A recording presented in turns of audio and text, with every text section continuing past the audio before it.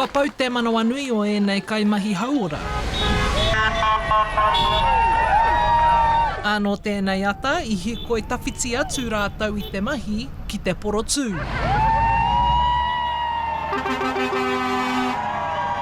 In the hospitals, they're working hard. They're actually on the ground, you know? Yeah, these people need proper care. So we're here to fight for that. Ko Kerri Campbell tētahi o ngā kaimahi e toru te kaumāono mano e porotū ana. Ko te take, ko te iti noa iho o ngā kaimahi nēhi, ngā whānau pēpi me ngā kaitautoko hauora I ngā hohipera. There's not enough staff to go around, so, you know, sometimes staff don't get breaks, things like that. And if staff are tired, you know, they're not up to 100%.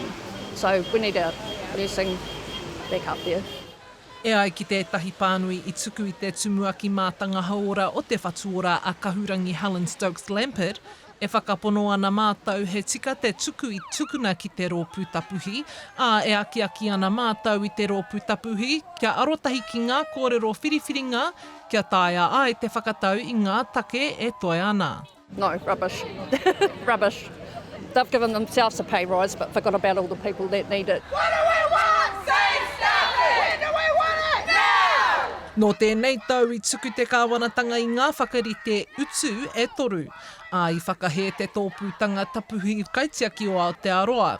Ko tā tētahi o ngā māngai o tēnei rōpū, a Debbie Handasides, ka whakahē tonu ia I ngā utu whakarite a te kāwanatanga, tainoa ki te wā ka tuku tētahi kirimana kaimahi haumaru. We don't do this easily, but they are not going to listen until we make them listen. So let's keep going, team. We're coming to work where we're not safe. We've got stressed patients that have got long wait times. And whānau, our whānau is sitting with their family waiting for their unwell member to be seen, and they're waiting 12 hours or more. They're being nursed in corridors. Our NICU nurses are cohorting in the ICU unit. Our cardiac, our rehabilitation is being slowed down because we don't have the staff to get them through and get them well and get them home. We are not going to stay silent, right? E ai kia Handasides, e hara tēnei I te tono anake kua whakahengia e te kāwanatanga. I would also challenge the government that they are not prejudiced.